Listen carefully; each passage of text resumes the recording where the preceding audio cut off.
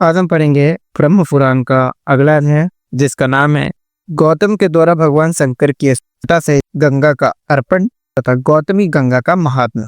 ब्रह्मा जी कहते हैं, महामते, भगवान शंकर की जटा में जो दिव्य जल आकर स्थित हुआ, उसके दो भेद हुए, क्योंकि उसे पृथ्वी पर उतारने वाले दो व्यक्ति थे। उस जल के एक भाग को तो व्रत, दान और समाधि में तत्पर रहने वाले गौतम नामक ब्राह्मण ने भगवान शिव की आराधना करके भूतल तक पहुंचाया, जो संपूर्ण लोक में विख्यात हुआ, तथा दूसरा भाग बलवान क्षत्रिय राजा भगीरथ ने पृथ्वी पर उतारा। इसके लिए उन्हें नियमों के पालन करते हुए तपस्या द्वारा भगवान शंकर की आराधना करनी पड़ी थी। इस प्रकार एक ही गंगा के दो स्वरूप हो गए। एक समय की बात है, महर्षि गौतम कैलाश पर्वत पर गए और मौन भाव से कुसा बिछाकर उस पर बैठे, फिर पवित्र होकर इस स्तोत्र का गान करने लगे। गौतम बोले, भोग की अभिलाषा रखने वाले जीवों को मनोवांछित भोग प्रदान करने के लिए पार्वती सहित भगवान शंकर उत्तम गुणों से युक्त 8 विराट स्वरूप धारण करते हैं।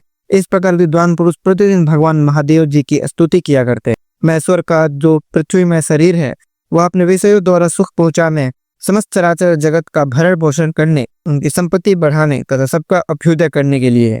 शांतिमय शरीर वाले भगवान शिव ने जगत की सृष्टि, पालन और संहार करने के लिए पृथ्वी के आधारभूत जल का स्वरूप धारण किया है। उनका वह लोक प्रतिष्ठित रूप सब लोगों को सुख पहुंचाना तथा धर्म की सिद्धि करने के लिए है।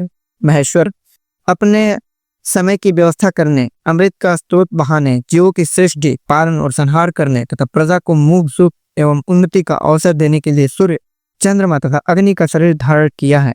ईश, आपने जो वायु का रूप ग्रहण किया है, उसमें भी एक रहस्य है।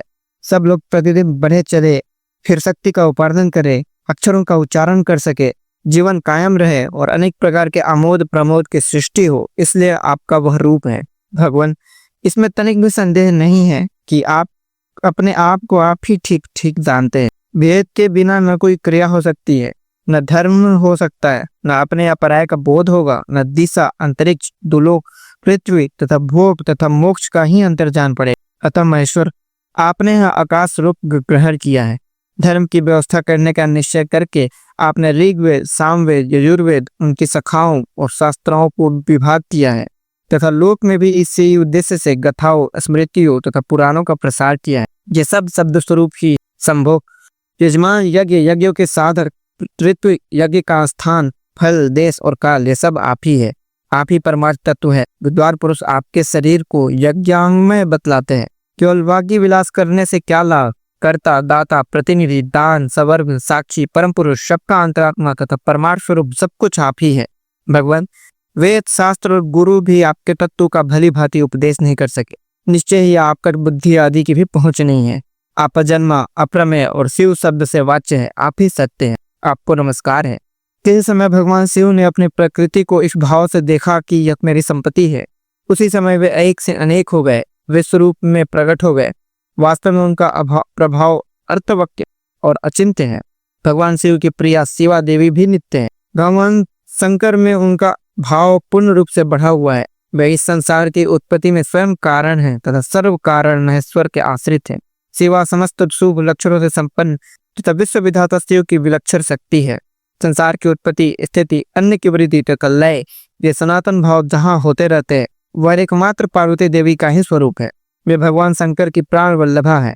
उनके लिए कुछ भी असाध्य नहीं। समस्त जीव जिनके लिए अन्न दान देते हैं और तपस्या करते हैं, वे जगत जननी माता पार्वती ही है। उनकी उत्तम कीर्ति बहुत बड़ी है। वे शिव की प्रियतमा है। इंद्र भी उनकी कृपा दृष्टि चाहते हैं। जिनका नाम लेने से मंगल की प्राप्ति होती है, जो संपूर्ण विश्व में व्याप्त हो, इसे निर्मल बनाती, वे भगवती उमा ही है। उनका रूप सदा चंद्रमा के समान ही मनोरम है, जिनके प्रसाद से ब्रह्मा आदि चराचर जीवों की बुद्धि, नेत्र, चेतना और मन में सदा सुख की प्राप्ति होती है। वे जगत गुरु शिव की सुंदरी शक्ति शिवा वाणी का अधीश्वरी है। आज ब्रह्मा जी का भी मन मलिन हो रहा है, फिर अन्य जीवों की तो बात ही क्या। यह सोचकर जगन माता उमा ने अनेक उपायों से संपूर्ण जगत को पवित्र करने के लिए गंगा का अवतार धारण किया। श्रुतियों को देखकर तथा सब प्रमाणों से भगवान शंकर की प्रभुता पर विश्वास करके लोग जो धर्मों का अनुष्ठान करते हैं, उनके फलस्वरूप जो उत्तम भोग भोगते हैं, वह भगवान सदाशिव की ही विभूति, वैदिक अथवा लौकिक कार्य, क्रिया, कारक और साधनों का जो सबसे उत्तम एवं प्रिय साध्य है, वह अनादिकर्ता शिव की प्राप्ति ही है। जो सर्वश्रेष्ठ ब्रह्मा, पर प्रधान, सारभूत और उपासना के योग्य है, जिसका ध्यान तथा जिसकी प्राप्ति करके श्रेष्ठ योगी पुरुष मुक्त हो जाते हैं, पुनः संसार में जन्म नहीं लेते। वे भगवान उमापति ही मोक्ष। माता पार्वती, भगवान शंकर जगत का कल्याण करने के लिए जैसे जैसे अपार मायामय रूप धारण करते हैं, वैसे तुम भी उनके योग्य रूप धारण करती हो। इस प्रकार तुम में पातिव्रत्य जागृत रहता है। गौतम जी के इस प्रकार स्तुति करने पर वृषभांगित ध्वजा वाले साक्षात भगवान शिव उनके सामने प्रकट हुए और प्रसन्न होकर बोले, गौतम, तुम्हारी भक्ति, स्तुति तथा उत्तम व्रत से मैं बहुत संतुष्ट। मांगो तो मैं क्या दूं? जो वस्तु देवताओं के लिए दुर्लभ हो वह भी तुम मांग सकते। गौतम ने कहा, जगदीश्वर, समस्त लोगों को पवित्र करने वाले इन पावन देवी को जो आपकी जटा में स्थित और आपको परम प्रिय है, ब्रह्मगिरी पर छोड़ दीजिए। जिस समुद्र में मिलने तक सबके लिए तीर्थ रूप होकर रहे। इनमें स्नान करने मात्र से मन, वाणी और शरीर द्वारा किए हुए ब्रह्म हत्या आदि समस्त पाप नष्ट हो जाए। चंद्र ग्रहण, सूर्य ग्रहण, आयनाम, विषुवयोग, संक्रांति तथा वैदिक योग आने पर अन्य पुण्य तीर्थों में स्नान करने से जो फल मिलता है वह इनके स्मरण मात्र से ही प्राप्त हो जाए। वे समुद्र में पहुंचने तक जहां जहां जाए वहां आप अवश्य रहें। यह श्रेष्ठ वर मुझे प्राप्त हो था। इनके तट से 1 योजन से लेकर 10 योजन तक की दूरी के भीतर आए हुए महापात की मनुष्य भी यदि स्नान किए बिना ही मृत्यु को प्राप्त हो जाए तो वे भी मुक्ति के भागी हो। ब्रह्मा जी कहते हैं, गौतम की बात सुनकर भगवान शंकर बोले, इससे बढ़कर दूसरा कोई तीर्थ न तो हुआ है न होगा। यह बात सत्य है और वेद में भी निश्चित की गई है कि गौतमी, गंगा, गोदावरी सब तीर्थों से अधिक पवित्र है। जो कहकर वे अंतर्धान हो गए। लोकप्रिय भगवान शिव के चले जाने पर गौतम ने उनकी आज्ञा से जटा सहित सरिताओं में श्रेष्ठ गंगा को साथ ले देवताओं से घिरकर ब्रह्मगिरी में प्रवेश किया। उस समय महाभाग महर्षि, प्राहर तथा क्षत्रिय भी आनंद मग्न होकर जय जयकार करते हुए ब्रह्मर्षि गौतम की प्रशंसा करने लगे। पवित्र एवं संयत चित्त वाले गौतम ने जटा को ब्रह्मगिरी के शिखर पर रखा और भगवान शंकर का स्मरण करते हुए गंगा जी से हाथ जोड़कर 3 नेत्रों वाले भगवान शिव की जटा से प्रकट हुई, माता गंगा, तुम सब अभिष्टों को देने वाली और शांत हो, मेरा अपराध क्षमा करो और सुखपूर्वक यहाँ से प्रवाहित होकर जगत का कल्याण करो। देवी, मैंने तीनों लोगों का उपकार करने के लिए तुम्हारी याचना की है और भगवान शंकर ने भी इसी उद्देश्य की सिद्धि के लिए तुम्हें दिया है, अतः हमारा यह मनोरथ असफल नहीं होना चाहिए। गौतम का यह वचन सुनकर भगवती गंगा ने उसे स्वीकार किया और अपने आप को 3 स्वरूपों में विभक्त करके स्वर्गलोक, मृत्युलोक एवं रसातन में चली। स्वर्गलोक में उनके 4 रूप हुए। मृत्युलोक में वे 7 धराओं में बहने लगी तथा रसातन में भी उनकी 4 धराएं हुई। इस प्रकार एक ही गंगा के 15 आकार हो गए। गंगा देवी सर्वत्र है, सर्वभूत स्वरूपा है, सब पापों को नाश करने वाली तथा संपूर्ण अभिष्ट वस्तुओं को देने वाली है। वेद में सदा उन्हीं के यश का गान किया गया है। जिनकी बुद्धि अज्ञान से मोहित है वह मृत्युलोक के निवासी समझते हैं कि गंगा केवल मृत्युलोक में ही है, पाताल अथवा स्वर्ग में नहीं है। भगवती गंगा जहाँ तक पहुंचकर सागर में मिली है वहां तक वे देव माई मानी गई है। महर्षि गौतम के छोड़ने पर वे पूर्व समुद्र की ओर चली गई। उस समय देवर्षियों द्वारा सेवित कल्याणमयी जगन माता गंगा की मुनि श्रेष्ठ गौतम में परिक्रमा की। इसके बाद उन्होंने देवेश्वर भगवान द्रम्ब का पूजन किया। उनके स्मरण करते ही करुणा सिंधु भगवान शिव वहां प्रकट हो गए। पूजा करके महर्षि गौतम ने कहा, देव महेश्वर, आप संपूर्ण लोक को हित के लिए मुझे इस तीर्थ में स्नान करने की विधि बताइए। भगवान शिव बोले, महर्षि, गोदावरी में स्नान करने की संपूर्ण विधि सुनो। पहले नांदी मुख श्राद्ध करके शरीर की शुद्धि करे, फिर ब्राह्मणों को भोजन कराए और उनसे स्नान करने की आज्ञा ले। तदनंतर ब्रह्मचर्य पालन करते हुए गोदावरी नदी में स्नान करने के लिए जाएं। उस समय पतित मनुष्यों के साथ वार्तालाप न करे।